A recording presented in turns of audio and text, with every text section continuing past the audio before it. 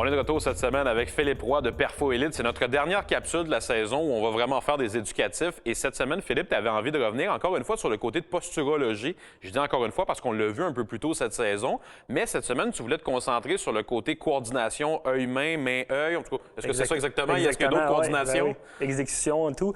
Donc, c'est vraiment un facteur qui est très important aussi au hockey. Donc, c'est sûr qu'à la maison, ça vous est déjà arrivé de faire une passe dans les patins de votre coéquipier ou de recevoir une passe qui était supposée arriver directement sur votre palette, mais finalement, vous l'avez manqué. Donc, c'est l'histoire de la vie de bien des joueurs de hockey, ce que tu viens de parler là. Exactement. Donc, c'est un facteur qui est très important de venir travailler la coordination main-œil.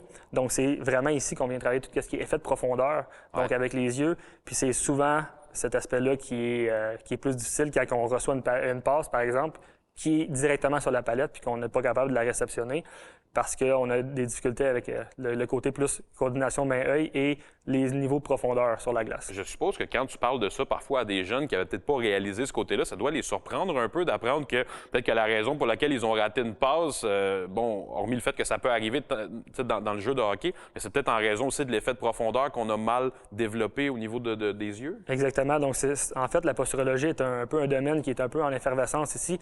Donc, c'est vraiment à ce niveau-là que de plus en plus, on commence à réaliser que c'est pas juste niveau physique, c'est pas juste niveau mental. Les performances, c'est vraiment aussi au niveau neurologique, donc plus développement moteur. Là. OK, bien j'ai hâte d'aller voir les éducatifs que tu as préparés. Donc, pour l'exercice de coordination main-œil, on commence à une distance de main du mur. On met nos coudes à 90 degrés vers l'avant et nos bras ne bougent plus. Seulement les avant-bras ont le droit de bouger légèrement. Ce qu'on fait, c'est qu'on lance la balle au mur et on doit venir l'attraper à la bonne place avec l'autre main. Pour ce qui est des yeux, on regarde toujours devant, seulement le mur. Pour ajouter un niveau de difficulté, ce qu'on aimerait, c'est venir fixer un peu au mur puis on ne regarde plus la balle. Le deuxième exercice de coordination main-œil consiste à faire passer la balle de notre dos vers l'avant par-dessus notre épaule.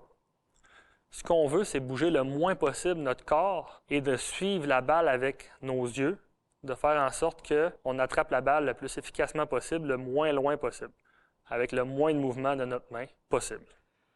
Philippe, on vient de voir les éducatifs que tu avais préparés. Ça n'a pas nécessairement toujours besoin d'être les éducatifs les plus complexes qui peuvent malgré tout faire le travail qu'on a besoin de faire. Exactement. Donc, comme on a mentionné dans les capsules précédentes en termes de posturologie, c'est tous des trucs qu'on doit développer au niveau de l'enfance. Donc, on s'entend que quand on est plus jeune, c'est pas là qu'on est plus développé. Puis c'est des choses qui peuvent paraître vraiment banales, vraiment simples à réaliser, mais qui sont très souvent négligées ou qu'on n'a pas eu la chance de développer à 100 % quand on était plus jeune. Donc, c'est vraiment des trucs qui se font avec une simple balle, donc vraiment pas de poids, rien du tout. Donc, c'est vraiment simple à réaliser.